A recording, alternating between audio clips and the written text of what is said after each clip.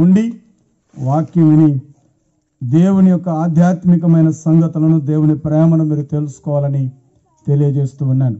మరి వాక్యంలోనికి నేను వెళ్తున్నాను, గమనించండి. పరిశుద్ధ గ్రంథం నుండి అపోస్తులైనటువంటి పౌలు కొరింథీయులకు రాసిన 2వ పత్రిక 5వ అధ్యాయం.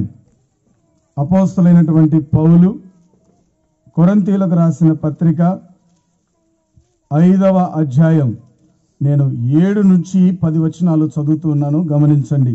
గనుక ఈ దేహములో నివసించుచున్నంత కాలం ప్రభువుకు దూరంగా ఉన్నామని ఎరిగి ఉండి ఎల్లప్పుడూ ధైర్యము గలవారమై ఉన్నాం. ఇట్లు ధైర్యము కలిగి ఈ దేహం విడిచిపెట్టి ప్రభువునొద్ద నివసించుటకు ఇష్టపడుచున్నాం. కావున దేహమందున్నను దేహము విడిచినను ఆయనకిష్టలమై ఉండవలనని మిగుల ఆపేక్షించుచున్నాను. ఎందుకనగా తాను జరిగించిన క్రియల చొప్పున అవి మంచివైనను సరే చెడ్డవైనను సరే దేహముతో జరిగించిన వాటి ఫలము ప్రతివాడును పొందునట్లు మనమందరము క్రీస్తు న్యాయపీఠము ఎదుట ప్రత్యక్షము కావలయును. ప్రార్థన చేసుకుందాం. దయగల ప్రభువా, ప్రేమగల మా తండ్రి, మీ ఘనమైన బలమైన నామమునకు స్తుతులు చెల్లిస్తూ ఉన్నాం. ప్రభు, ఈ రాత్రి ఈ కూడికను మీరు మా కొరకు ఏర్పాటు చేసినందుకై స్తోత్రం నాయనా. పాటలు పాడడంలో మీ కృప చూపించినారు. మీ దాసుడు తన సాక్ష్యం వెత్తగా మీరు మహిమ పొందినారు. అందుకై మీకు స్తోత్రము చెల్లిస్తూ ఉన్నాను. అల్పుణ్ణైన నేను నీ మాటల కొరకు నిలబడి ఉన్నాను. ప్రభు, నేనేమాత్రపు వాడను నాయనా. మీరు నన్ను మరుగు చేయండి. మీ ఆత్మతో నన్ను నింపండి. మీ శక్తితో నన్ను నింపండి. వచ్చిన నీ ప్రజలతో మీరే మాట్లాడమని ప్రార్థిస్తున్నాను.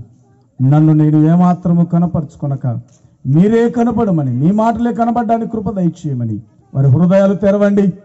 వాక్యాన్ని అంగీకరించి నిత్య జీవానికి వారసులు అవ్వడానికి కృప చూపమని ధ్యానిస్తున్న నన్ను మీ చేత మరుగు చేసి మీ ఆత్మ సహాయము సమృద్ధిగా ఈ ప్రాంతం పైన మా పైన ఉంచుమని యేసు ప్రభు నామమున అడిగి వేడుకొనుచున్నాము తండ్రి, ఆమేన్.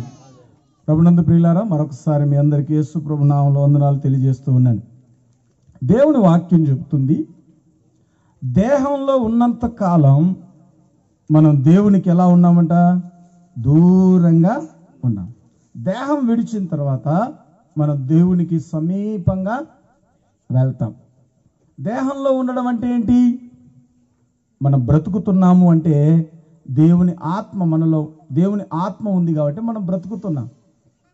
దేహంతో ఉన్నాం. దేహంతో ఉన్నంత కాలం మనం దేవునికి దగ్గర కాలేం. అందుకే అపోస్తలుడైన పౌలు అన్నాడు, నా మట్టుకైతే బ్రతుకుట క్రీస్తే, చావైతే నాకు లాభం. ఎందుకు లాభం అన్నాడు? నేను తొందరగా ప్రభువును కలుసుకుంటానన్నాడు.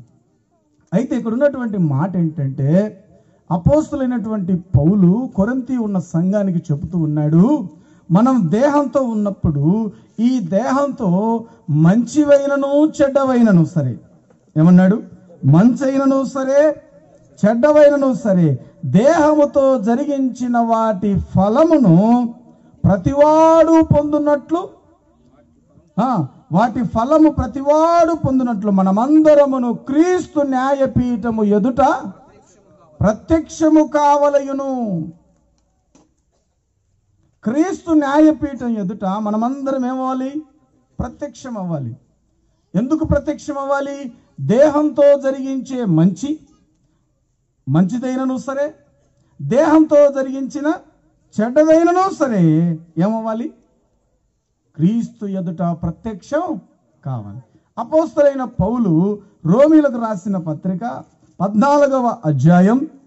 అపోస్తలుడైనటువంటి పౌలు రోమీయులకు రాసిన పత్రిక 14వ అధ్యాయం 11వ వచనం చదువుతున్నాను. నా తోడు ప్రతి మోకాలు నా ఎదుట వంగును, ప్రతి నాలుకయు దేవుని స్తుతించును అని ప్రభువు చెప్పుచున్నాడు అని వ్రాయబడి ఉన్నది గనక మనలో ప్రతి వాడును తన్ను గురించి దేవునికి లెక్క అప్పగింపవలెను. ఏం చేయాలి? ప్రతి వాడు తన్ను గురించి దేవునికి లెక్క అప్పగింపవలెను. ఎక్కడ అప్పగింపాలి? దేవుని న్యాయపీఠం ఎదుట దేవునికి లెక్క అప్పగించాలి. కింద చూడండి 10వ వచనం. అయితే 11వ వచనం. అయితే నీవు నీ సహోదరునికి తీర్పు తీర్చనేలా, నీ సహోదరుని నిరాకరింపనేలా మనమందరము దేవుని న్యాయపీఠము ఎదుట నిలుతుము. ఎక్కడ నిలబడతాం మనం? దేవుని న్యాయపీఠం ఎదుట నిలబడతాం. ప్రతివాని మోకాలు ఆయన ఎదుట వంగుతుంది. అప్పుడు ఏం రాయబడుతుంది? మనలో ప్రతివాడును తన గురించి లెక్క అప్పగించాలట. మనం ఎందుకు క్రీస్తు న్యాయపీఠం దగ్గరికి వెళ్తాం? దేవునికి లెక్క అప్పగించనీకి వెళ్తాం ఆయన దగ్గరికి. ఎప్పుడు వెళ్తాం? దేహం విడిచిన తర్వాత, నీవు నేను చనిపోయిన తర్వాత యేసు ప్రభు న్యాయపీఠం దగ్గర వెళ్ళి నిలబడతాం. నిలబడిన తర్వాత మన దేహంతో చేసిన మంచికి, మన దేహంతో చేసిన చెడుకు మనం ఏం చేయాలి? లెక్క అప్పగించాలి. మత్తయి సువార్త 12వ అధ్యాయం, మత్తయి సువార్త 12వ అధ్యాయం, మత్తయి సువార్త 12వ అధ్యాయం 36వ వచనం చదువుదాం. నేను మీతో చెప్పున్నదేమనగా, మనుషులు పలుకు ప్రతి వ్యర్థమైన ప్రతి మాటను గుర్చియు విమర్శ దినమున లెక్క చెప్పవలసి ఉండును. నీ మాటను బట్టి నీతిమంతుడవని తీర్పు నందుదువు. మనుషుడు మాటలాడు ప్రతి మాటకు ఏం చేయాలంట? దేనికి లెక్కప్ప చెప్పాలి? నువ్వు మాట్లాడే మాటకు లెక్కప్ప చెప్పాలి. నీ దేహంతో జరిగించే క్రియకు లెక్కప్ప చెప్పాలి. దేహంతో జరిగించిన ప్రతి చెడ్డదానికి, ప్రతి మంచిదానికి లెక్క అప్పగించాలి. మాట్లాడిన ప్రతి మాటకు మనం ఏం చేయాలంట? చెప్పాలి. ఏం చేయాలమ్మా? లెక్క అప్పగించాలి. ఎవరికి లెక్క అప్పగించాలి? మనం చనిపోయిన తర్వాత మనం ఎక్కడికి వెళ్తున్నాం? క్రీస్తు న్యాయపీఠం ఎదుట నిలబడుతున్నాం. అందుకే హెబ్రీలకు రాసిన పత్రిక అపోస్తులైనటువంటి పౌలు హెబ్రీ సంఘానికి 4వ అధ్యాయంలో ఒక మాట రాశాడు. చూడండి, 4వ అధ్యాయం 13వ వచనం. మరియు ఆయన దృష్టికి కనబడని సృష్టము ఏదియు, ఆయన దృష్టికి కనబడని సృష్టము ఏదియు లేదు. మనం ఎవనికి లెక్క చెప్పవలసి ఉన్నదో ఆ దేవునికి సమస్తమును మరుగులేక తేటగా,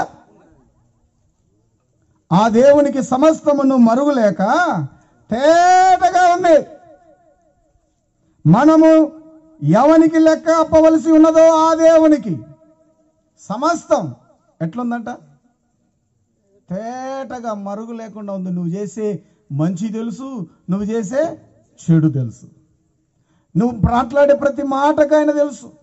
అందుకే దేవుని వాక్యం మత్తయి సువార్త 10వ అధ్యాయం 32వ వచనంలో రాయబడి ఉంది, మీ తల వెంట్రుకలన్నీ 10-30 మీ తల వెంట్రుకలన్నీ లెక్కింపబడి ఉన్నవి గనుక మీరు మన తల వెంట్రుకలు లెక్కించాడట. మన మాటలు రికార్డ్ అవుతున్నాయి.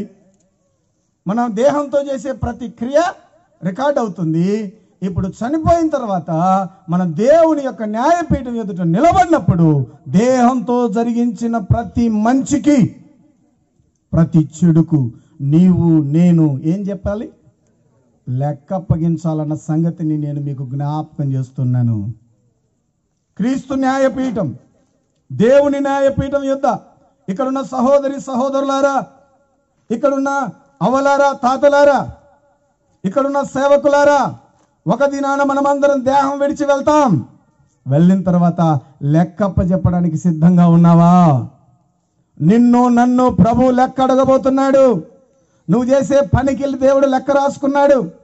నువ్వు తిరిగే ప్రతి తిరుగుడుకు దేవుడు లెక్క రాసుకున్నాడు. నువ్వు చేసిన ప్రతి వ్యర్థమైన మాటను దేవుడు రాసుకున్నాడు, చూస్తూ ఉన్నాడు, లెక్క చేస్తున్నాడు. మరి దేవుడు లెక్క చేస్తున్నప్పుడు, నీ అన్నిటినీ ఆయన రాసుకుంటూ ఉన్నప్పుడు నీవు నేను గుర్తుంచుకోవాల్సిన సంగతి ఏంటంటే, లెక్క చెప్పడానికి రెడీగా ఉన్నావా? సువార్త చెప్పడానికి రెడీగా ఉన్నాం, పాడేదానికి సిద్ధంగా ఉన్నాం, వాక్యం చెప్పడానికి సిద్ధంగా ఉన్నాం. లెక్క చెప్తావా? నీవు లెక్క చెప్తావా? ఒక దినానికి నువ్వు ఎన్ని గంటలు పనిచేస్తున్నావు? ఒక్క దినానికి నువ్వు ఎక్కడెక్కడ తిరుగుతున్నావు? లెక్క చెప్పేదానికి నీవు సిద్ధంగా ఉన్నావా? ఎంతమంది మీద చాడీలు చెప్తున్నావు? ఎంతమందిని అన్యాయంగా మోసం చేస్తున్నావు, ఎంతమందిని చూస్తున్నావు, ఎన్ని పాపాలు చేస్తున్నావు, ఎన్ని నీచమైన కార్యాలు జరిగిస్తున్నావు, ఎన్ని కుటుంబాలను కూలుస్తున్నావు. లెక్క చెప్పేదానికి సిద్ధంగా ఉన్నామా? లెక్క చెప్పేదానికి సిద్ధంగా ఉన్నామా? ఆలోచించండి దేవుని బిడ్డలారా. క్రీస్తు న్యాయపీఠం ఎదుట నిలబడతాం. నీవు నేను క్రీస్తు న్యాయపీఠం, అంతే ఆ పేరే రాశారు. ఏమని? ఏం పీఠం అంటది? న్యాయపీఠం. మన పీఠం ఎట్లుంటుందంటే, మన న్యాయం ఎట్లుంటుందంటే, ఓ రోజు ఓ తల్లిదండ్రులు ఇద్దరు, కూతుర్ని కొడుకు ఇద్దరు హైదరాబాదులో సంసారం పెట్టి వాళ్ళు ఉద్యోగాలు చేసుకున్నారు. పెళ్ళి అయ్యింది. కూతురు మల్కాజిగిరిలో ఉంది, కొడుకు కూకట్పల్లిలో ఉన్నాడు. వారిద్దరు సంసారం అక్కడ ఉన్నారు. చాలా రోజుల తర్వాత ఈ తల్లిదండ్రులు ఇద్దరికి అబ్బాయి ఎలా ఉన్నాడో, పిల్లలు ఎలా ఉన్నారో, అమ్మాయి ఎలా ఉందో, పిల్లలు ఎలా ఉన్నారో చూద్దామని భార్యాభర్తలు ఇద్దరు కలిసి ప్రయాణం అయ్యారు. ప్రయాణం వెళ్ళినప్పుడు వాళ్ళకు డౌట్ వచ్చింది. ఏంటంటే, ముందు ఎక్కడికి పోదాం అనుకున్నారు? తండ్రి భార్య, భార్యాభర్తలు ఇద్దరు ఎక్కడికి పోదాం? భార్య దగ్గరికి పోదామా, కొడుకు దగ్గరికి వెళ్దామా, కోడల దగ్గరికి వెళ్దామా? ఎక్కడికి వెళ్తారు మీరు? ముందు ఎక్కడికి పోతామండి? అమ్మా, తండ్రి అంటున్నాడు కొడుకు దగ్గరికి పోదామని, తల్లి అంటుంది లేదు లేదు ముందు కూతురు దగ్గరికి పోదామని. ఎవరు నెగ్గారు? నెగ్గారు కాబట్టి ముందు కూతురు దగ్గరికి వెళ్ళారు. కూతురు దగ్గరికి వెళ్తే అల్లుడు పొరక పట్టుకొని ఉడుస్తూ ఉన్నాడు, బండలు తుడుస్తున్నాడు, అంట్లు తవ్వుతున్నాడు, కూతుర్ని బాగా చూసుకుంటున్నాడు. తల్లి ఏమైంది చెప్పండి? మీ లెక్కన నవ్వుకుంటూ సంతోషపడింది. ఎంత సంతోషం! ఆమె సంతోషానికి అంతమే లేదు. ఇంకా వెంటనే చెప్పింది, మా నాన్న వచ్చారు, బిర్యానీ తీసుకురాపో అని చెప్తే వెంటనే బిర్యానీ తీసుకొని వచ్చాడు. ఆ ఆనందంలో ఉబ్బి తబ్బిబ్బై ఒకే రోజు ఉంది, ఏమండి ఇంకా చాలు, మనం తొందరగా కొడుకు దగ్గరికి వెళ్దామని ఆ ఇల్లు విడిచిపెట్టి చిన్నగా మళ్ళీ అక్కడి నుంచి మల్కాజ్గిరి నుంచి కూకట్పల్లికి వచ్చినాడు. ఇక్కడ కూడా కొడుకు ఏం చేస్తున్నాడు? అంట్లు తవ్వుతున్నాడు, కసదొడుతున్నాడు. కోడలు ఏం చెప్తే ఆ పని చేస్తున్నాడు. ఎవరు? కొడుకు.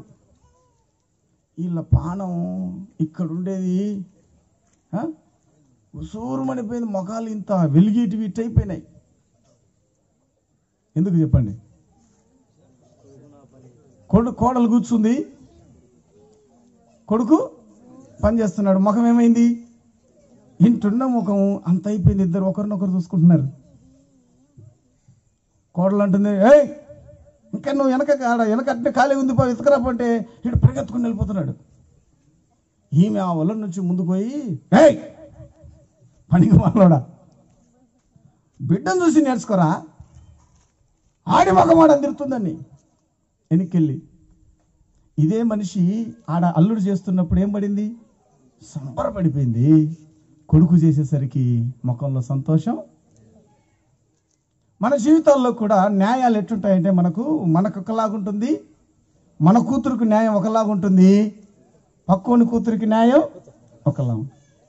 మన కొడుకైతే న్యాయం ఒకలా ఉంటుంది, వేరే వాళ్ళ కొడుకైతే న్యాయం మరోలా ఉంటుంది. ప్రభునందు దేవుని బిడ్డలారా, నీవు నేను చనిపోయిన తర్వాత, నీవు నేను బ్రతికుండగా మనం వచ్చేది ఎవరి దగ్గర కంటే క్రీస్తు న్యాయపీఠం ఎదుటికి మనం వస్తున్నాం. అక్కడ భేదాలు లేవు, కులాలు లేవు, మతాలు లేవు, పేద ధనిక తేడాలు లేవు, చదువుకున్నోడని చదువుకోలేదని, ఉన్నోడని లేనోడని మరి ఏమీ లేవు. అది క్రీస్తు న్యాయపీఠం. నువ్వు జరిగించిన ప్రతి క్రియకు నేను ఏం చేయాలి? లెక్క అప్పగించాలి. ఒకరోజు ఓ దేశాన్ని ఒక రాజు పరిపాలన చేస్తున్నాడు. ఆయన పేరు ఏమన్నారంటే బెల్షజరు. ఏం పేరండి ఆయన పేరు? బెల్షజరు. ఎవరి బెల్షజరు అంటే నెబుకద్నేజర్ అనే రాజు పేరు విన్నారా? నెబుకద్నేజర్ అనే రాజుకు ఈయన కొడుకు. నెబుకద్నేజర్ అనే రాజుకు కొడుకు. ఆ కొడుకు పేరు ఏం పేరంటే బెల్షజరు. బెల్షజరు ఏం చేశాడంటే తనకు ఒక విందు చేయించుకోవాలనుకున్నాడు. 1000 మందిని పిలిచి ఆ విందులు పిలుచుకొని ఆ విందు చేసుకుంటా ఉన్నాడు. విందు చేసుకునేటప్పుడు కొన్ని పాత్రలు తక్కువైతే మందిరంలో ఉన్న పాత్రలు తీసుకొని వచ్చి ఆ పాత్రలలో ద్రాక్షారసం పోసుకొని విందు చేసుకుంటా ఉన్నాడు. ఎంజాయ్ చేస్తున్నాడు మనోడు. ఆ రాజు తన అధిపతులను తన ఉపపత్నులను అందరిని పిలుచుకొని విందు చేస్తా ఉంటే దేవుని హస్తం దేవుని హస్తం ఒక అరచేయి పైనుంచి దిగి వచ్చి గోడ మీద ఏమైందంట రాసిందన్నమాట. చదువుదాం చూడండి. దానియేలు గ్రంథం 5వ అధ్యాయం 5వ వచనం. ఆ గడియలోనే మానవ హస్త్రపు వేళ్ళు కనబడి ఆ దీపము దగ్గర రాజు యొక్క నగరు గోడ పూత మీద ఏదో వ్రాత రాయుచున్నట్టుండెను. రాజు ఆ హస్తము రాయుట చూడగా అతని ముఖము వికారమాయను. అతడు మనసునందున్న కలవరపడగా అతని నడుము కీళ్ళు వదిలి అతని మోకాళ్ళు గడ గడ గడ గడ గడ గడ గడ గడ గడ గడ గడ వణుచు ఏమవుతున్నాడు? కొట్టుకుంటున్నాడు. ఎవరైనా బబులోను పరిపాలిస్తున్నటువంటి రాజు దేవుని మందిరంలో ఉన్న వస్తువులు తెచ్చుకొని విందులో ఉపయోగించుకున్నప్పుడు ఆ దేవుని యొద్ద నుంచి ఒక అరచేయి వచ్చి గోడ మీద ఏదో వ్రాత రాస్తే ఈయన మనసు కలవరబడిపోయింది. కాళ్ళల్లో ఉన్న కీళ్ళు ఊడిపోయాయి. ఏమవుతున్నాయట? గడ గడ గడ గడ గడ గడ గడ వణుకుతున్నాయి. ఏంటంటే అందరిని పిలిపించాడు. శకునగాండ్రను పిలిపించాడు. గారడి గల వాళ్ళని పిలిపించాడు. అరే రండ్రా రండ్రా రండ్రా, ఏదో రాతరా రాసిపోయిందిరా చూడండి అన్నాడు. అందరూ పోయినారు, చూస్తున్నారు. ఆ రాత ఏందో అర్థం కాలేదు, పూతేందో అర్థము కాలేదు. అందరూ వస్తున్నారు, చూస్తున్నారు, చదవలేకపోతున్నారు. జ్ఞానులు వచ్చారు, చూశారు, అర్థం కాలేదు. గారడి వాళ్ళు వచ్చారు, చూశారు, అర్థం కాలేదు. మంత్రగాళ్ళు వచ్చారు, చూశారు, అర్థం కాలేదు. అందులో ఒకడు అన్నాడయ్యా, వీళ్ళు అల్లతరం గారు కానీ మీ నాయన గుడక మీ నాయన ఉన్నాడే. ఎవరు మీ నాయన? నెబుకద్నెజరు ఉన్నాడే. నెబుకద్నెజరు కళ్ళు వచ్చినప్పుడు బాబని చెప్పిన వాడు ఒకడు ఉన్నాడు, ఆయన పిలిపించమన్నాడు. ఎవరైనా? దానియేలు. అక్కడి నుంచి దానియేలు పిలిపిస్తే దానియేలు వచ్చాడు. దానియేలు వస్తానే దానియేలుకి అన్నాడు, దానియేలు ఇదిగో నేను నీకు కావలసిన కంఠభూషణాలు ఇస్తాను, ఊదారంగు వస్త్రాలు ఇస్తాను, నీకు కావలసినవన్నీ ఇస్తాను, నా దేశ అధిపతుల్లో ముఖ్యునిగా నీవు ఉంటావు. నాకు ఆ రాతేందో చదివి దాని భావం ఏందో నాకు చెప్పయా అన్నాడు. అంటే ఆయన అన్నాడు 17వ వచనంలో, నీ దానము నీ యొద్ద ఉంచుకో, నీ బహుమానం మరి ఎవరికైనా ఇమ్ము, అయితే నేను ఈ వ్రాతను చదివి దాని భావాన్ని నేను నీకు చెప్తాను. విను రాజా, విను. ఏం జరిగిందో తెలుసా? మీ నాన్నున్నాడే నెబుకద్నెజరు, రాజా చిత్తకించుము. చదవమాట. మహోన్నతుడకు దేవుడు మహాదశను, రాజ్యమును, ప్రభావమును, ఘనతను నీ తండ్రి నెబుకద్నెజరుకి ఇచ్చాడు. దేవునికి అతనికిట్టి మహద్దశ ఇచ్చినందున తానెవరిని చంపగోరెనో వారిని చంపెను, ఎవరిని రక్షింపగోరెనో వారిని రక్షించెను, ఎవరిని హెచ్చింపగోరెనో వారిని హెచ్చించెను, ఎవరిని పడద్రోయగోరెనో వారిని పడద్రోసెను. కాబట్టి సకల రాష్ట్రములను, సకల జనులను, ఆయా భాషలు మాట్లాడు వారును అతనికి భయపడుచు అతని ఎదుట వణుకుచూ ఉండిరి. రాజా చిత్తగించుము, నీ తండ్రి అయిన నెబుకద్నెజరుకు దేవుడు తోడుగా ఉన్నాడు, మహద్దశ కలగజేసినాడంట. ఏం దశ? మహద్దశ. ఏంటి ఆ మహద్దశ అంటే? తాను ఎవరిని నిలబెడితే వాడు నిలబడిపోయాడు, ఎవరిని పడగొడితే వాడు పడిపోయాడు, ఎవరిని హెచ్చితే వాడు హెచ్చించబడ్డాడు, ఎవరిని తగ్గిస్తే వాడు తగ్గిపోయాడు, ఎవరిని చంపితే వాళ్ళు చంపివేయబడ్డాడు. ఇంకా ప్రజలందరూ నెబుకద్నెజరును చూసి భయపడి గడగడ గడగడ గడగడ వణికిపోయారు. ఈ మహద్దశలో నెబుకద్నెజరు ఏమనుకున్నాడు? తానంతటి వాడు లేడనుకున్నాడు. లేడనుకొని హృదయంలో గర్వించినప్పుడు ఏమైంది? 11వ వచనం. అయితే అతడు తన మనస్సును అతిశయించి బలాత్కారము చేయుటకు అతని హృదయమును కఠినము చేసుకొనగా దేవుడు అతని ప్రభుత్వమును అతని యొద్ద నుండి తీసివేసి అతని ఘనతను పోగొట్టెను. ఏమైంది? మహద్దశ కలిగినప్పుడు మనసు కఠినం చేసుకున్నాడట. ఏమైంది? మహద్దశ కలిసినప్పుడు హృదయాన్ని కఠినం చేసుకొని మనస్సును అతిశయించాడట. చాలామంది మహద్దశ అంటే పట్టిందల్లా బంగారం, పంటేస్తానే పంట వస్తుంది, చదువుతానే ఉద్యోగాలు వస్తున్నాయి, రాస్తానే పరీక్షల్లో పాస్ అవుతున్నారు. దీన్ని ఏమంటారు? ఏ దశ ఇది చెప్పండి అమ్మా, ఏ దశ? యా గ్రంథాల్లో చదివి బైబిల్లోనే ఉంది ఆ మాట. ఏ దశ ఇది? మహద్దశ. సంవత్సరం ఫ్రిడ్జ్లు వస్తున్నాయి ఇంట్లోకి, సంవత్సరం వాషింగ్ మిషన్లు వస్తున్నాయి, సోఫా సీట్లు వస్తున్నాయి, ఇండ్లు వస్తువులతో నింపబడుతుంది, గానుగలు ధాన్యంతో నింపబడుతున్నాయి, అన్ని తమ అనుకున్నట్టే వస్తున్నాయి, తమ అనుకున్నట్టే కార్లు కొంటున్నారు, తమ అనుకున్నట్టే బంగ్లాలు కొంటున్నారు, తమ అనుకున్నట్టే ప్లాట్లు కొంటున్నారు, తమ అనుకుంటున్నట్టే పొలాలు కొంటున్నారు. ఏ దశ ఇది? ఏ దశ అండి ఇది? మహాదశ. తమ పట్టిందల్లా బంగారమే. ఈ మహాదశలో ఉన్నప్పుడు తన మనస్సును అతిశయించాడంట నెబుకద్నెజరు రాజు. తన మనస్సును అతిశయించి హృదయాన్ని కఠినపరుచుకొని దేవుణ్ణి తృణీకరించడం ప్రారంభించాడు. ఏమన్నాడు? ఇదిగో ఈ నగరును కట్టింది నేను కాదా? నా ఘనత కాదా? నా వల్ల కాదా? నేను కాదా సంపాదించింది? నేను కాదా దీనికి ముఖ్యం అనుకున్నాడు. వాస్తవానికి ఎవరంట అవన్నీ ఇచ్చింది? దాని వెనకాల ఎవరున్నారట? దేవుడు. దేవుడు తనకు మహద్దశ కలిగజేసి ఎవరిని హెచ్చించాలన్న వారిని హెచ్చించాడంట, ఎవరిని తగ్గించాలన్న వారిని తగ్గించాడట. ఈయన అనుకున్నాడు, నేను కాదా సంపాదించింది, నేను కాదా కొన్నది, నేను కాదా పెట్టింది, నేను కాదా అని తన మనస్సులో తాను గర్వించాడట. హృదయాన్ని కఠినం చేసుకున్నాడట.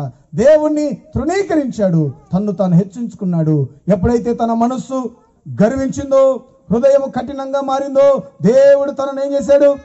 తోసివేశాడు, ఘనతను పోగొట్టాడు. వెంటనే ఏమయ్యాడు?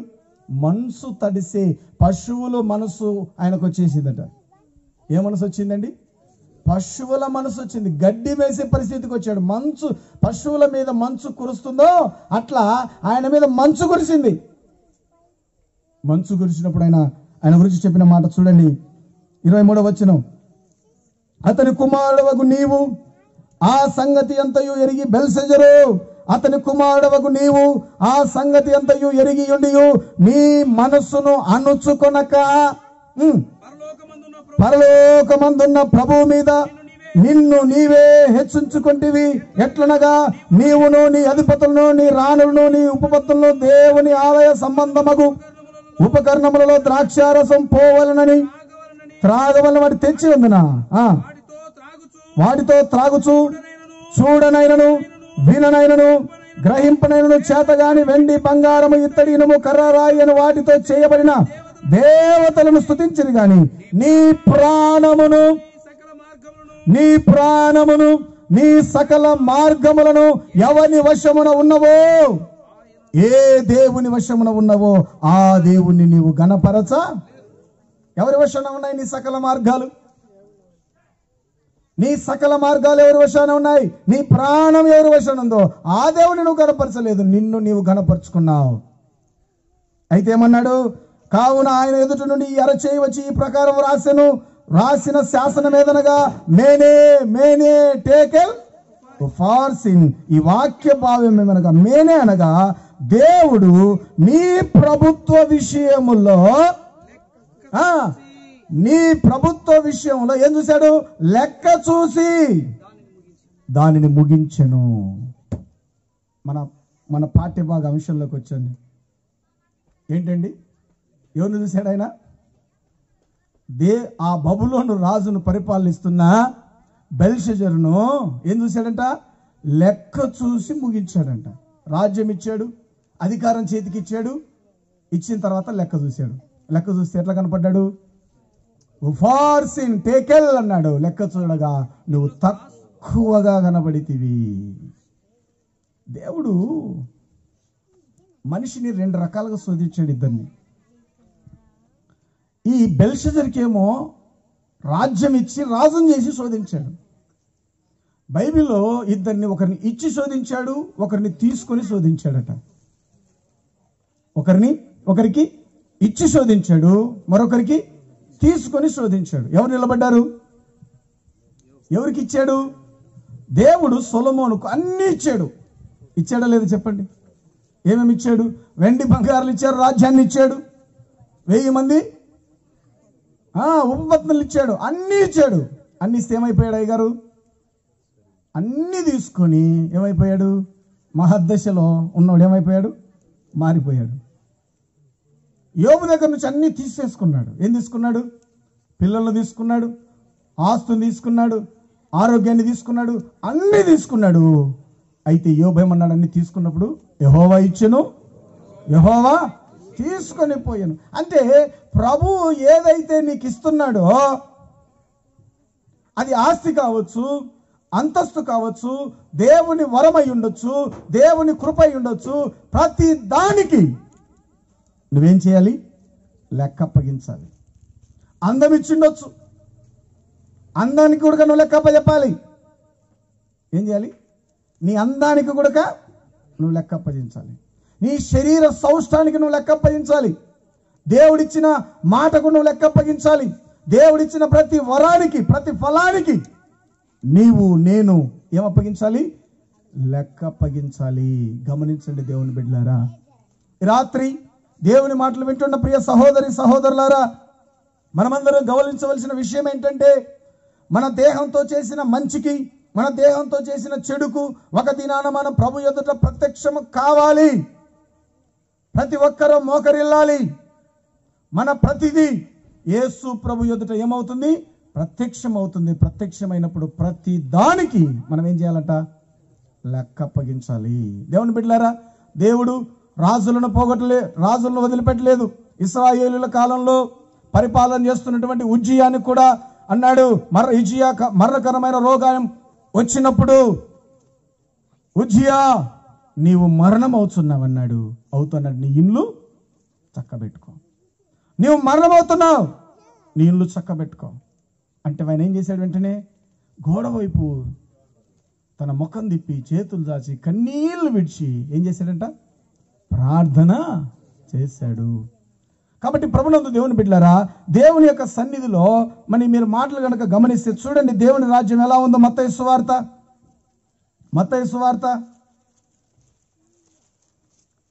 18వ అధ్యాయం 23వ వచనం.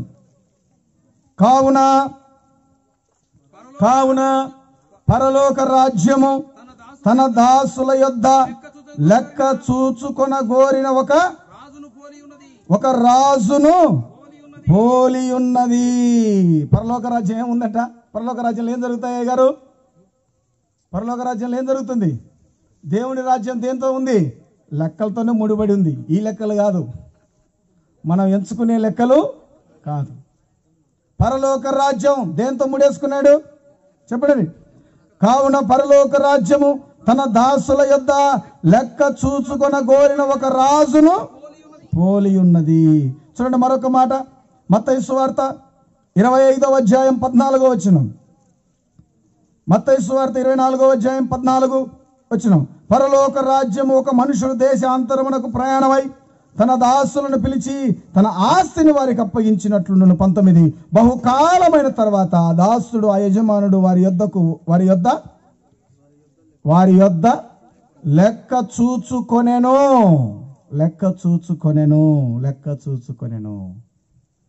ప్రభు పని అప్పగించాడు మనకు. ప్రభు ప్రాణం ఇచ్చాడు మనకు. ప్రభు సకల మార్గాలు మనకు కనపరిచాడు. అది సంపాదించుకునేది అయి ఉండొచ్చు, పోషించుకునేది అయి ఉండొచ్చు, సేవ అయి ఉండొచ్చు. సకల మార్గాలను దేవుడు మనకు అనుగ్రహించాడు. ఆ సకల మార్గాలు ఎవరి వశంలో ఉన్నాయి? దేవుని వశంలో ఉన్నాయి. ఇప్పుడు నువ్వు సక్సెస్ అయ్యావంటే కారణం ఎవరు? నువ్వు సంపాదించావంటే కారణం ఎవరు? నువ్వు ఆరోగ్యంగా ఉన్నావంటే కారణం ఎవరు? దేవుడే. మరి అన్ని దేవుడిచ్చినప్పుడు దేవుణ్ణి మర్చిపోవడం న్యాయమా? ఆలోచించండి ఒకసారి. నువ్వు దేవుణ్ణి మర్చిపోతున్నావు. ఆస్తి వచ్చినప్పుడు సంబరపడుతున్నావు, అన్నీ తీసుకుంటున్నావు. కానీ అన్నీ ఇచ్చిన దేవుణ్ణి మానవుడు ఏమైపోయాడు చెప్పండి? మర్చిపోయినారా లేదండి? మనుషులు మర్చిపోయారు, రాజులు మర్చిపోయారు, సేవకులు కూడా దేవుడిచ్చిన పనిని ఏమైపోయినారు? మర్చిపోయినారు.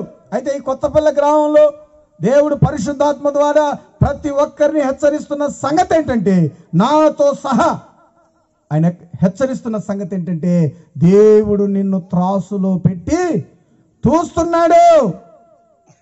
త్రాసులో పెట్టి చూస్తున్నాడు. నువ్వు లెక్కకు గనక తక్కువ కనబడితే ఏం చేస్తాడు ఆయన? ఉఫార్సింగ్ ఏమవుతాడు? నిన్ను తీసేస్తాడు. అది నీ యొద్ద నుండి తీసివేయబడుతుంది. బెల్షజరు ఆ రాత్రి ఆ ప్రకటన యొక్క అర్థం తెలియగానే తెల్లసరికి ఏమైపోయినాడు? మరణించాడు. మరి ప్రభునందు దేవుని బిడ్డలారా, ఈ మాటలు మనం మాట్లాడుకుంటూ ఉన్నప్పుడు దేవుని రాజ్యము ఎలా ఉందంటే లెక్క చూసుకునే యజమానుడితో పోల్చబడి ఉంది. దేవుని రాజ్యం ఎలా ఉందంటే యజమానుడు వచ్చి లెక్క చూసుకునే పరిస్థితితో పోల్చబడింది. మరి ఇప్పుడు మేము దేని గురించి చెప్పడానికి వచ్చాం? పరలోక రాజ్యం ఏమైంది? సమీపించింది. మనం ఆ రాజ్యాన్ని గురించి ప్రకటించబోతున్నాం. ఆ రాజ్యము శాశ్వతమైన రాజ్యం. ఆ రాజ్యంలో ఉన్న న్యాయాధిపతి క్రీస్తు. ఆయన ఎదుట మనమందరము ఏమవ్వాలి? ప్రత్యక్షమవ్వాలి. ప్రత్యక్షమైనప్పుడు మన దేహంతో చేసిన మంచి చెడుకు నీవు నేను ఏం చెప్పాలి? సమాధానం చెప్పాలి. అందుకే దేవుని న్యాయపీఠం ఎదుట ఎలాంటి సమాధానం చెప్పాలి? అసలు మనం ఏం తప్పు చేశాం అంటే కొన్ని మాటలను మనం ఆలోచన చేయడానికి ప్రయత్నం చేద్దాం. చూడండి, మలాకి గ్రంథం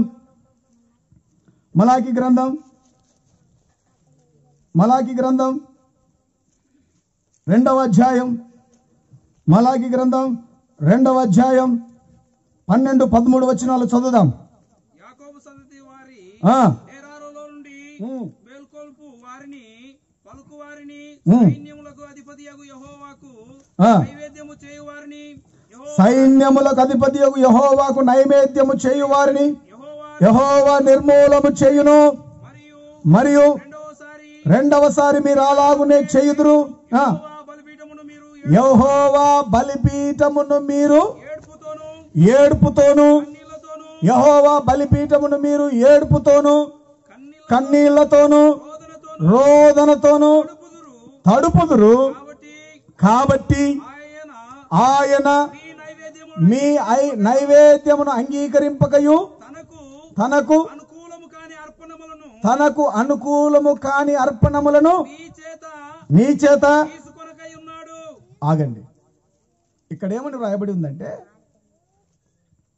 ఆయన బలిపీఠం అట దేంతో తెలుసబడింది? కన్నీళ్లతోనూ రోదనతోనూ. ఆయన బలిపీఠం కన్నీళ్లతోనూ రోదనముతోనూ ఏం చేయబడింది? తడపబడిందంట. మన తడపబడితే ప్రార్థనలు అంగీకరించాలన్నా లేదా? దేవుని యొక్క బలిపీఠం కన్నీళ్లతో రోదనతో చేత తడిపితే ఆ ప్రార్థనను దేవుడు అంగీకరించడా? మరి హిజ్కియా ప్రార్థన చేసినప్పుడు, నువ్వు మరణకరమైన రోగం వచ్చింది, నువ్వు చావబోతున్నావు, నీ ఇల్లు చక్కబెట్టుకో అంటే వెంటనే గోడ వైపు చేతులు చాచి కన్నీళ్లు విడిచి ప్రార్థించినప్పుడు ప్రభు ఏం చేశాడు? 15 సంవత్సరాల ఆయుష్ పెంచాడు. మరి మలాకి గ్రంథంలో ఏమన్నాడంటే, నువ్వు కన్నీళ్లు తడుపుతున్నావు, రోదన చేత చేస్తున్నావు, కాబట్టి నేను నీ ప్రార్థనలు అంగీకరించనంటున్నాడు. ఇదేంటి? ఏడుస్తే రోదన పెడితే అంగీకరించకపోవడానికి కారణం ఏంటి అంటే ఆ విషయాన్ని అర్థం చేసుకోవాల్సింది అలా కాదు. బలిపీఠం యొద్ద కన్నీళ్లు కారుస్తున్నది వచ్చి ప్రార్థన చేసే వ్యక్తి కాదు. ఆ బలిపీఠం మీద కన్నీళ్లు కారడానికి కారకుడివి నువ్వు. ఈ మాటలు మీకు అర్థం కాలేదు కదా? మీకు అర్థమయ్యేటట్టు చెప్తాను. ఒకడు భార్యను బాగా కొట్టాడు. కొట్టి పడేసి బయటికి వెళ్ళిపోయాడు. ఇప్పుడు ఆ భార్య ఏం చేస్తుంది? ఏడుస్తుంది. ఏడ్చి ఎవరిని మొక్కుకుంటుంది? ప్రభుని నమ్ముకుంటే, ప్రభువా దుర్మార్గుడు కొట్టాడు ప్రభువా, అమ్మకు చెప్పుకోలేను, నాయనకు చెప్పుకోలేను ప్రభువా అని ఏడుస్తుంది. ఏడవదా? ఇప్పుడు ఆ కన్నీళ్లను తడిపింది ఎవరు? ఈ స్త్రీనా వాడా? తడిపింది ఈమె, కానీ తరపడానికి కారకుడు ఎవడు? ఆడెళ్ళి మందిరంలో బైక్ పట్టుకొని స్తోత్రం చెల్లించుము, స్తుతి స్తోత్రం చెల్లించు అన్నాడు అనుకో, ఏమంటాడు ఆయన? నా బలిపీఠాన్ని కన్నీళ్లతో తడపడానికి నువ్వు కారణమయ్యావు. నా బలిపీఠాన్ని కన్నీళ్లతో తడపడానికి నువ్వు కారణమయ్యావు. నీ భార్య నా కన్నీళ్లు తడుస్తుంది, ఆమె రోదన నాకు వినబడుతుంది, కాబట్టి నీ ప్రార్థన నేను అంగీకరించను. ఇక్కడున్నటువంటి బలిపీఠం ఏంటయ్యా అంటే కన్నీళ్లతో తడపబడుతున్నటువంటి బలిపీఠం. ఎవరు కారకులయ్యారు? నీవు కాదా? భార్యను ఏడిపిస్తున్నావు కదా, భర్తను కూడా ఏడిపిస్తున్నావు కదా. ఏడిపించట్లేదా? ఏడిపిస్తున్నావా? ఏడిపించమా? కనపడరు కానీ ఏడుస్తారా? ఏడవరా? భర్త బంధువులు ఇచ్చుకెళ్ళడానికి ఇంటికి వచ్చినారనుకో, పలకవు ఉలకవు. మీరు ఏం పలకరు, ఏం ఉలకరు, ఇంట్లోకి పోలేరు, బయటికి రారు. మీరు ఏం పలకరీయకుండంటే భర్త లోపల కుమిలిపోతాడా? కుమిలిపోడా? మీసం తిరిగి మెలేసేవాడు కూడా తన లోపల ఎంతో కొంత బాధను, కన్నీటిని ఎక్కడ వెతుకుతాడో తెలుసా? నువ్వు అనుకుంటున్నావు నువ్వు మేషాండం వేస్తున్నావు, కానీ నీకు తెలియకుండానే కన్నీళ్లు కారుతున్నాయి. ఆ కన్నీళ్లు యేసు ప్రభు పాదాలు తడుపుతున్నాయి. దేవునికి స్తోత్రం. ఆ పాదాలు ఎవరిని తడుపుతున్నాయి? ప్రభు పాదాలు తడుపుతున్నాయి. నువ్వేమో ఆటలాడుతున్నావు, నీ ఇష్టం వచ్చిన చోటికి నువ్వు పోతున్నావు, ఇష్టం వచ్చినట్టు తిరుగుతున్నావు, అన్నీ కప్పి పెడుతున్నావు, కానీ నీ భర్త నిన్నేమనలేకపోతున్నాడు. కానీ భర్త కన్నీటికి నువ్వు కారణమవుతున్నావు. ఆ కన్నీళ్లు ఎవరి పాదాలు తడుపుతున్నాయి? యేసు ప్రభు పాదాలు తడుపుతున్నాయి. ఆ కన్నీళ్లకు నువ్వు చచ్చిన తర్వాత లెక్కప్పజెప్పాలి, జాగ్రత్త. లెక్కప్పజెప్పాలి, జాగ్రత్త. అది పురుషుడైనా స్త్రీ అయినా. భర్తను మోసం చేసి, భార్యను మోసం చేసి, అక్రమ సంబంధాలు పెట్టుకొని ఎవరికి తెలియనట్టు తిరుగుతున్నావు. తిరుగు తిరుగు తిరుగు. ఎన్నాళ్ళు తిరుగుతావో తిరుగు. దొంగ బీడీలు ఎన్నాళ్ళు తాగుతావో తాగు. దొంగ సినిమాలు ఎన్నాళ్ళు చూస్తావో చూడు. బూతు సినిమాలు చూస్తున్నావు చూడు. చూడు చూడు. ఒక దినాన నువ్వేం చేయాలి? యవనుడా, నీ యవన కాలమందు తినుము, త్రాగుము, సంతోషించుము, సుఖించుము, నీ ఇష్టము చొప్పున ప్రవర్తించుము, నీ కోరిక చొప్పున తిరుగు. అయితే వాటన్నిటిని బట్టి ఒక దినాన నువ్వు తీర్పులోనికి వస్తావు, జాగ్రత్త అన్నాడు ప్రభు. వస్తావు, జాగ్రత్త అన్నాడు. ప్రియ సహోదరి సహోదరులారా, ఈరోజు మనం క్రీస్తు న్యాయపీఠాన్ని గురించి ఆలోచన చేశాం, దేవుని న్యాయపీఠాన్ని ఆలోచన చేశాం, ఇప్పుడు బలిపీఠం గురించి ఆలోచన చేస్తున్నాం. ఇక్కడ ఉన్నటువంటి వ్యక్తులు ఎవరంటే బలిపీఠాన్ని తడుపుతున్నారు. బలిపీఠాన్ని తడుపుతూ ఉన్నారు. ఎలా తడుపుతున్నారు తెలుసా? మీకు తెలియకుండానే తడిపేస్తున్నారు. ఎవరిని ఎలా తడుపుతున్నావు? మీ అత్తను నువ్వు తడిపేస్తున్నావు. మీ అత్త నువ్వేం పెట్టలేదు, అన్నం పెట్టావు, నీళ్లు పెట్టావు, ఆ తల్లి ఏడుస్తుంది, ఏడవదా? ఇప్పుడు ఓ అత్తగారు ఏ కొడుకు కోడలు ఆదరించకపోతే అవ్వ ఏం చేస్తుంది చెప్పండి? ఏడుస్తుందా ఏడవదా? ఏడుస్తుందా ఏడవదా? నువ్వేమో గట్టిగా ఏం పెట్టావు, నీ జరుగుతుంది కాబట్టి నువ్వు పెట్టావు. బెల్సజర్ కూడా జరిగిందా జరగలేదా? బంధువులు వచ్చినప్పుడు కోడి కూర వండుతావు, నీ వాళ్ళు వచ్చినప్పుడు జరుగుతుంది. బెల్సజర్ జరిగినట్టే జరుగుతుంది. నువ్వు అనుకున్న వాళ్ళకి కాఫీ మంచకాటికే పోతుంది.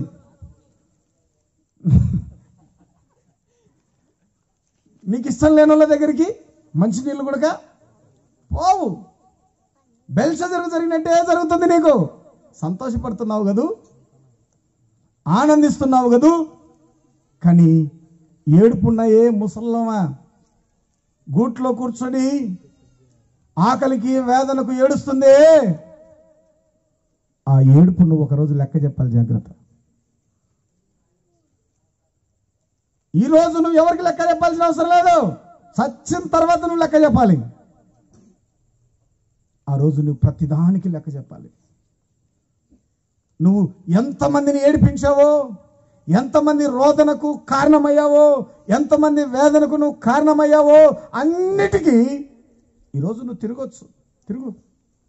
బెల్షజర్ కూడా తిరిగాడు. బెల్షజర్ కూడా తిరిగాడు. దేవుని యొక్క అరచేయి వచ్చి ఆయన ముందరే రాసింది. ఈరోజు నీ ఎదుట రాస్తుంది రాత. ఈ ఎదుట ఈరోజు ఈ కూర్చున్న మీ ఎదుట దేవుని రాత వాక్యముగా నీకు వినబడుతుంది. రాజుకు ఏం రాశాడో అర్థం కాలేదు, కానీ నీకు అన్ని విషయాలు వివరంగా వినపడబడుతున్నాయి, అన్ని వివరంగా వినబడుతున్నాయి. కానీ నిన్ను నువ్వు సరి చేసుకోకపోతే క్రీస్తు న్యాయపీఠం ఎదుట నువ్వేం చేయాలి? లెక్క చెప్పాలి. ఎవరు దిక్కులేరని కోడల్ని ఇష్టం వచ్చిన ఏడుపులు ఏడిపిస్తున్నావు కదా, నీకు దిక్కులేరని కోడలను తిడుతున్నావు, కొడుతున్నావు, బాధిస్తున్నావు కదా. నీకు తెలుసా నీ కోడలు ఏడుస్తుందని? నీకు తెలుసా నీ కోడలు బాధపడుతుందని? నీకు తెలుసా ఆ కన్నీళ్లు యేసయ్య పాదాలను తడుపుతున్నాయని? మళ్ళీ చాలాసార్లు కొందరు అంటుంటారు, ముసలోళ్ళు, ఏడిపియాకరా అమ్మాయిని అంటారండి. ఎవరన్నా ఏడిస్తే ఏడిపించొద్దురా అంటారు. ఎందుకు? ఏడిస్తే ఏమవుతాయి? దొంగ ఏడుపులకు లెక్కలు ఉండవు. మళ్ళీ ఆ ఏడుపులు అనుకున్నారు. దొంగ ఏడుపులకు లెక్క ఉండవు. వాస్తవమైన ఏడుపు, ఆ కన్నీరు దేవుని బలిపీఠాన్ని తడుపుదా? ఏమ్మా, ఏడుస్తారా ఏడవరా? బాధపడే అమ్మాయి ఆ అత్త బాధ పెట్టినప్పుడు, భర్త బాధ పెట్టినప్పుడు ఆ కన్నీళ్ళు ఏమవుతాయి? బాధ పెడతాయి. పిల్లల ఏడుపు ప్రభు వింటాడు, వినిపింటాడు. ఈరోజు అక్రమ సంబంధాలు పెట్టుకొని ఇంట్లోకి రూపాయి తీసుకొని రాకుండా, పిల్లల ఫీజులు కట్టకుండా, పిల్లలకు బట్టలు ఇవ్వకుండా ఏడిపిస్తున్నావే. నీ పిల్లల ఏడుపు దేవుని పాదాలు తడుపుతున్నాయి తెలుసా? నీ పిల్లల కన్నీళ్లు, నీ పిల్లల రోదన దేవుని యొక్క బలిపీఠాన్ని తడిపేస్తుంది. ఈరోజు ప్రభునందు దేవుని బిడ్డలారా, బాధ్యత రాహితంగా తిరుగుతున్న సహోదరి సహోదరులారా, మిమ్మును బట్టి ఏ తల్లి ఏడుస్తుందో, ఏ తండ్రి ఏడుస్తుందో, వారు ఏడుస్తూ ఉన్నప్పుడు వారి కన్నీరు జలపాతం బలిపీఠాన్ని చేరుతుంది. బలిపీఠాన్ని చేరుతుందా చేరలేదా చెప్పండి? చేరుతుందా లేదా? దేవుని బలిపీఠాన్ని చేరుతుంది. మరి దేవుని బలిపీఠం చేరినప్పుడు దేవుడు అంటాడు, ఇదిగో నువ్వు దేహంలో జరిగించిన మంచికి, దేహంలో జరిగించిన మంచిదైనను సరే, చెడ్డదైనను సరే, అన్నిటినీ దేవుని బలిపీఠం దగ్గర నువ్వు నిలబడదా? ప్రభు చెప్పాడు, యేసు ప్రభు చెప్పాడు, నా తోడు. ఎవరు చెప్పారు ఆయన? ఇంకా ఆకాశం తోడు పెట్టుకోలే, భూమి తోడు పెట్టుకోలేదు, ఎల్లప్పుడూ జీవించువాడైనా యేసు ప్రభు చెప్పాడు, నా తోడు ప్రతి మోకాలు ఆయన ఎదుట వంగుతుంది. ఆయన అన్ని నామముల కంటే పైనామము కలిగిన దేవుడు. మరి ఏ నామం వల్ల రక్షణ లేదు, కానీ యేసు క్రీస్తు నామం వల్ల ఏముంది? రక్షణ ఉంది. మరి ఆ నామంతో చెప్పాడు ఆయన, ఇదిగో ప్రతి మోకాలు ఆయన ఎదుట వంగును. వంగినప్పుడు నువ్వేం చేయాలి?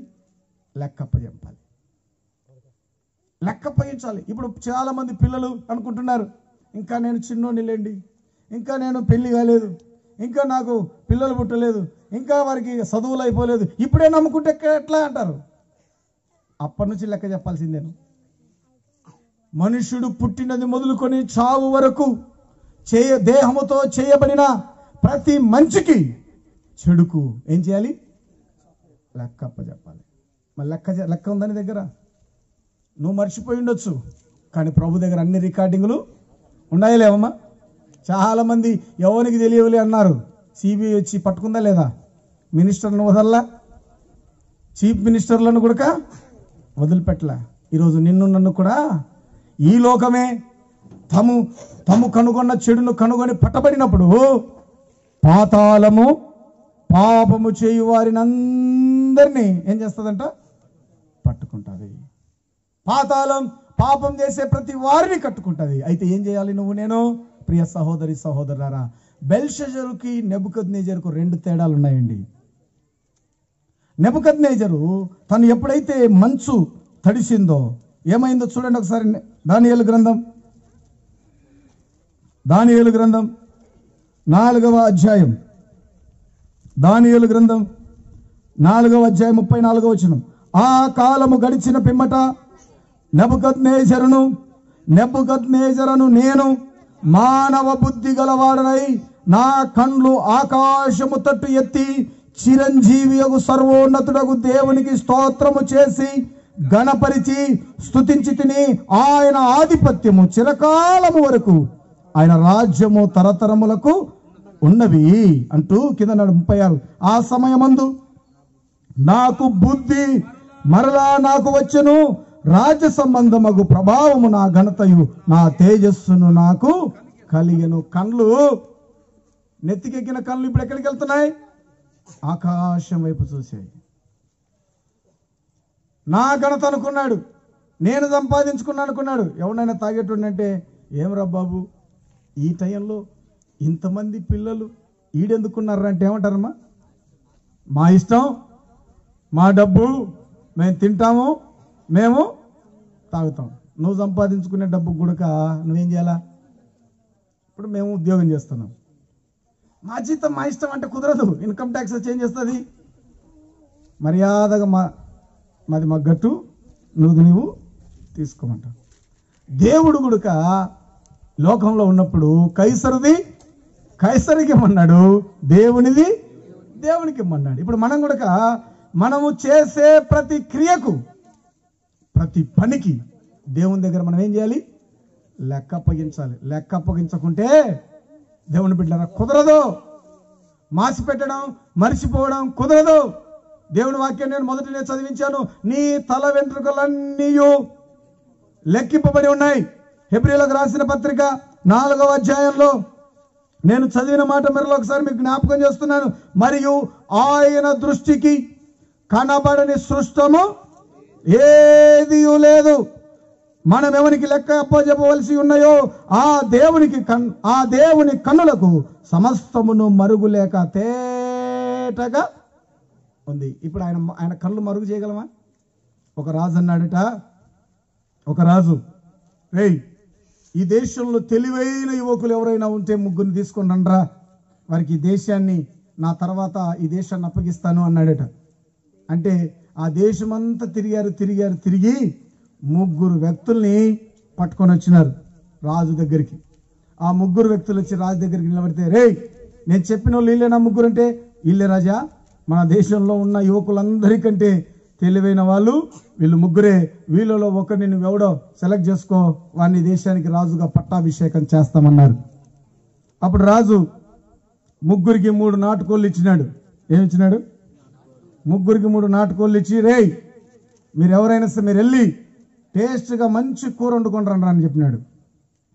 రాజుకి ఏం పిచ్చింది?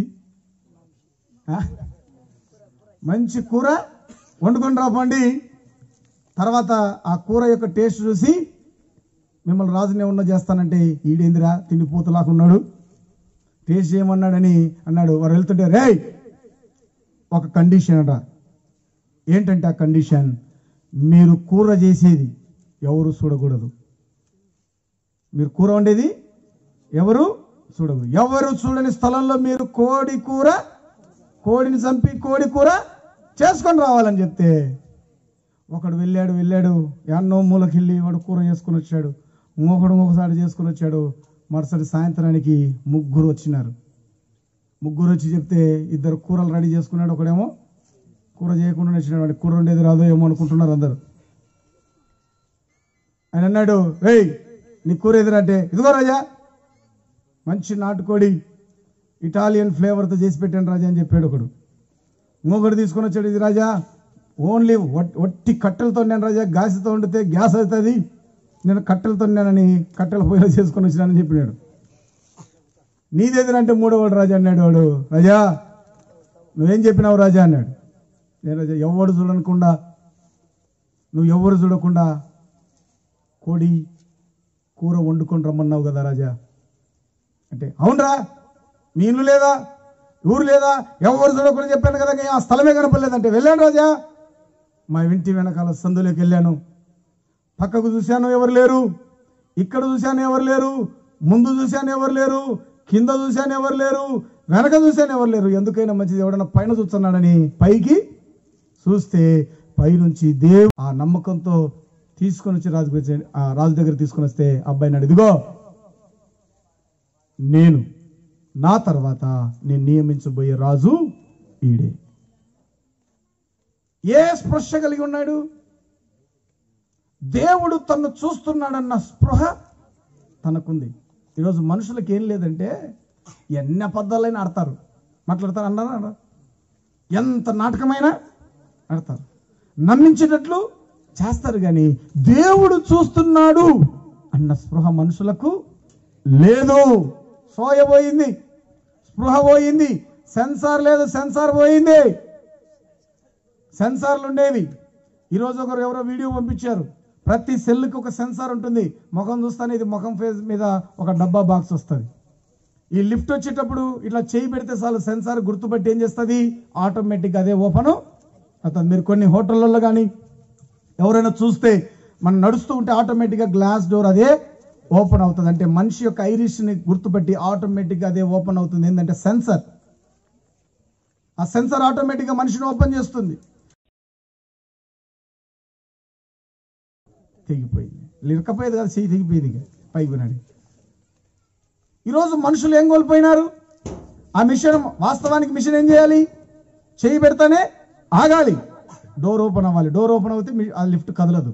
కానీ డోర్ ఓపెన్ కాల, డోరు ఆటోమేటిక్గా మూసుకొని పోయింది. సెన్సారు ఆ చెయ్యిని నరికేసింది. ఎట్లయితే ఒక మిషను తన యొక్క సెన్స్ను కోల్పోయిందో, ఈనాడు మనుషులు, సేవకులు, ప్రభుత్వ అధికారులు, అధిపతులు దేవుని యొక్క సెన్స్ను కోల్పోయారు, దేవుని యొక్క స్పృహను కోల్పోయారు. దేవుడు చూస్తున్నాడు, నా లెక్క రాస్తున్నాడు అన్న సంగతి మర్చిపోయి ప్రవర్తిస్తున్నారు. నేను మీ అందరికీ జ్ఞాపకం చేసేది, నాతో సహా జ్ఞాపకం చేసేది ఏంటంటే, దేవుడు మనలో చూస్తున్నాడు, మన లెక్క రాస్తున్నాడు. ఆ సంగతి జ్ఞాపకం పెట్టుకొని ఏం చేయాలి మనం? నెబుకద్నెజరు రాజు ఎలాగైతే ఆకాశం వైపు తన తల ఎత్తి దేవుణ్ణి మహిమపరిచి స్తుతించి తన్ను తాను తగ్గించుకున్నాడు, అప్పుడు కనికరించబడి రాజ్యం మరలా వచ్చింది. హిజ్కియా గోడ వైపు చేతులు తిప్పి కన్నీళ్లు విడిచి ప్రార్థన చేసినప్పుడు దేవుడు 15 సంవత్సరాల ఆయుష్ ఇచ్చాడు. ఈ రాత్రి దేవుని చేత హెచ్చరించబడుతున్న నీవు ఎవరి కన్నీళ్లకు కారణమయ్యావో, ఎలాగైతే నీ జీవితం యొక్క స్థితి, అంతపు స్థితి ప్రభు దగ్గర లెక్కప్ప చెప్పవాలన్న సంగతి నీకు అర్థమైంది వస్తే, ఆ శిక్ష నుంచి నువ్వు నేనేం చేయబడతాం? తప్పించబడతాం. క్రీస్తు దగ్గరికి నీ వస్తే శిక్ష నుంచి తప్పించబడతాం. బెల్షెజరు క్రీస్తు దగ్గరికి వచ్చాడు, శిక్ష నుంచి తప్పించబడ్డాడు, రాజ్యం స్వతంత్రించుకున్నాడు. హిజ్కియా తన్ను సరి చేసుకున్నాడు, మరలా 15 సంవత్సరాల ఆయుష్ పొందాడు. ఈ రాత్రి నిన్ను నీవు సరి చేసుకుంటే దేవుడు నేనేం చేస్తాడు? నిత్య జీవానికి వారసునిగా చేస్తాడు. అయితే ఒక సంగతి మీరు జ్ఞాపకం పెట్టుకోండి, దేహమందున్న నీవు నేను చేసిన మంచికి చెడుకు, మంచైనను సరే చెడైనను సరే, దేవుని యొక్క న్యాయపీఠం ఎదుట ప్రత్యక్షమైనప్పుడు ప్రతిదానికి లెక్క చెప్పాలి. అందరూ లేచి నిలబడదాం, అందరం లేచి నిలబడదాం.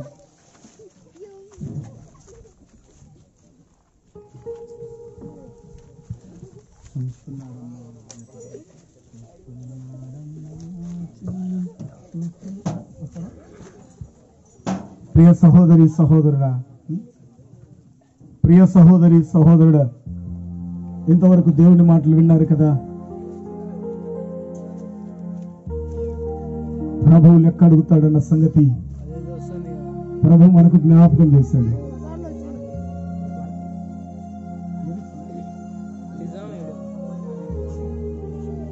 ప్రభు నిన్ను నన్ను లెక్క అడగబోతున్నాడు. నిర్లక్ష్యం చేస్తే బెల్షెజరు తెల్లారేసరికి మరణించాడు.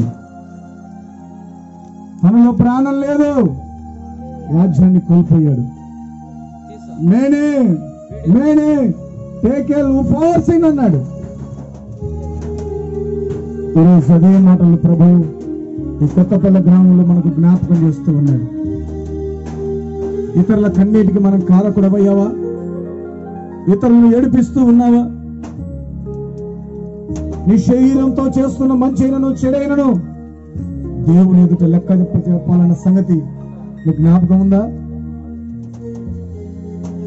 చూస్తున్నాడమ్మా యేసు చూస్తున్నాడమ్మా,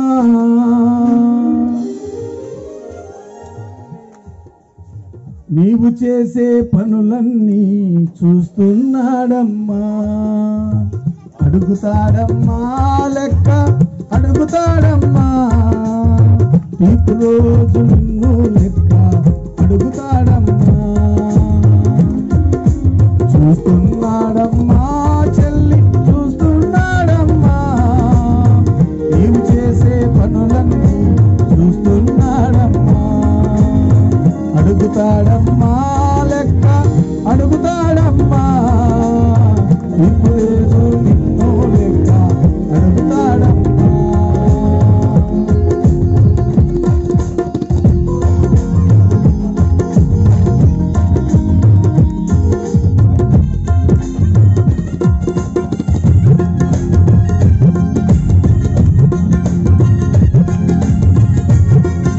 సహోదరి సహోదరుడా, ఒక్కసారి వాక్యం విన్నాను కదా, మనల్ని మనం జ్ఞాపకం చేసుకున్నాం.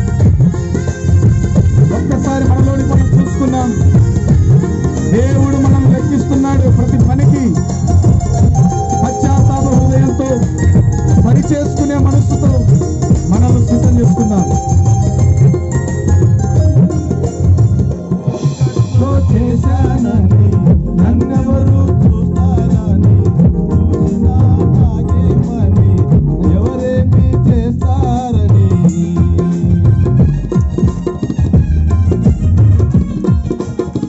చీకట్లో చేశానని నన్నెవరు చూస్తారని, నాకేమని ఎవరు చేస్తారు, చూసినా నాకేమని ఎవరేమి చేస్తారని.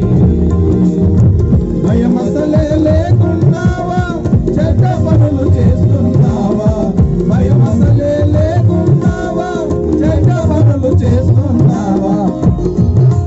చూస్తున్నాడమ్మా చెల్లి చూస్తున్నాడమ్మా, నీవు చేసే పనులన్నీ చూస్తున్నాడమ్మా. అడుగుతాడమ్మా లెక్క అడుగుతాడమ్మా, నీకు రోజు నిన్నో లెక్క అడుగుతాడమ్మా. Praise the lord. ప్రభునందు ప్రియులారా,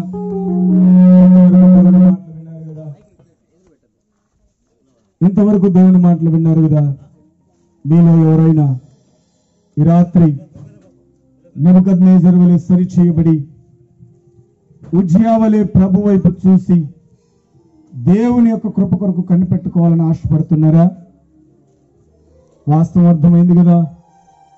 ఒకరోజు మనం లెక్కప్ప చెప్పాలి.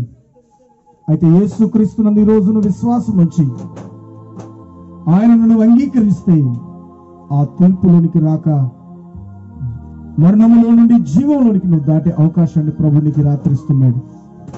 ఈ రాత్రి మీరు ఎవరైనా, మీలో ఉన్నవారు ఎవరైనా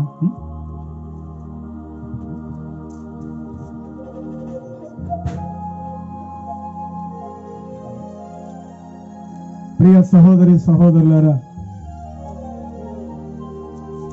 మీలో ఎవరైనా ప్రభు ఎక్కడుతాడన్న సంగతి మాకు తెలియదయ్యా. ఈ రాత్రి మేము తెలుసుకున్నాం. మేము సరి చేయబడాలని, నిత్య జీవానికి వారసులం అవ్వాలన్న ఆశ కోరిక మాలో ఉంది. ప్రభు మమ్మల్ని ప్రేరేపిస్తున్నారన్న వారు ఎవరైనా ఇక్కడ ఉంటే మీ కుడి చేయి ఎత్తి చూపించగలరా? మేము మీ కొరకు ప్రార్థన చేయబోతున్నాం. దేవుని మాటలు విన్న మీలో ఎవరైనా ఒకరు బాప్తిస్మం పొందిన వారు కాదు, కొత్తగా ఇక్కడ వచ్చిన వారు ఎవరైనా, ఈరోజు నేను లెక్క అడుగుతాడన్న సంగతి నాకు అర్థమైంది. నేను తీర్పులోనికి రాక మరణంలో నుండి జీవంలోనికి దాటాలనుకుంటున్నాను. హిజ్కియా వలె కరుణించబడాలని కోరుకుంటున్నాను. నెబుకద్నెజరు వలె కృప పొందాలని కోరుకుంటున్నారన్న వారు ఎవరైనా ఇక్కడ ఉన్నారా? ఉంటే మీ చెయ్యెత్తి చూపించగలరా? మేమందరం మీ కొరకు ప్రార్థన చేయబోతూ ఉన్నాం. ఎవరైనా చెయ్యెత్తే వాళ్ళ ఎత్తండి, మమ్మల్ని కనపడేటట్లు మీ కొరకు ప్రార్థన చేస్తాం. ఒక సహోదరి ప్రభు నిన్ను దీవించును గాక. ఇంకెవరైనా ఉన్నారా ఇక్కడ? మరో సహోదరి పెట్టి దేవుని స్తుతిద్దాం.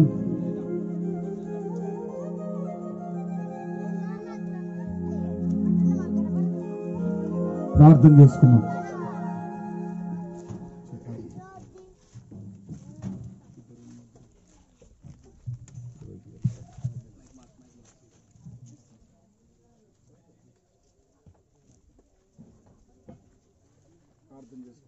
దయగల ప్రభువా, ప్రేమగల మా తండ్రి, చేయెత్తి చూపించిన నీ బిడ్డలను బట్టి స్తుతులు చెల్లిస్తూ ఉన్నాను. వారు నీ కొరకు, నీ కృప కొరకు కనిపెట్టుకొని చూడగా ఆనాడు హిజ్కియాను కరుణించిన దేవుడవు, నెబుకద్నెజరుకు మానవ హృదయాన్ని ఇచ్చిన దేవుడవు. ఈ రాత్రి ఎందరైతే తమ హృదయాల్లో ప్రేరేపించబడుతున్నారో, సరిచేయబడాలని ఆశపడుతున్నారో వారిని కనికరించి కృప చూపించి నిత్య జీవానికి వారు వారసులు అవడానికి కృప దయచేయమని ప్రార్థన చేస్తూ ఉన్నాను. ప్రభు, ఈ రాత్రి వాక్యం వినని బిడ్డలందరినీ బలపరచండి. విన్న వాక్యాన్ని ప్రభువా ఉలకనగా చులకనగా తీసుకొనక పౌరుషముతో దాన్ని అంగీకరించి రోషము కలిగి లెక్క చెప్పే వారిగా మేము ఉండడానికి కృప దయచేయండి. మా ప్రతి మాట, మా ప్రతి నడక, మా ప్రతిదీ మీరు ఎరిగిన దేవుడవు. నీకు మరుగైన సృష్టి మరేది లేదు నాయన. అన్నిటిని చూస్తున్న వాడవని తెలుసుకున్నాం, అన్నిటిని గ్రహిస్తున్న వాడవని తెలుసుకుంటున్నాం. మరి మా ప్రభువా, మేము మా జీవిత కాలంలో, బ్రతుకు దినాల్లో, దేహంలో ఉన్నంత కాలం చెప్పవలసిన వారమై ఉన్నామని ఎరిగి అలాగూ ప్రవర్తించడానికి కావలసిన సహాయం పరిశుద్ధాత్మ దేవుడా మీరే సమృద్ధిగా మాకు సహాయం చేసి నిత్య జీవానికి నడిపించమని ప్రార్థిస్తున్నాను. ఇంకా వాక్యం విని అంగీకరింపక హృదయాన్ని కఠినపరుచుకున్న వారున్నారు.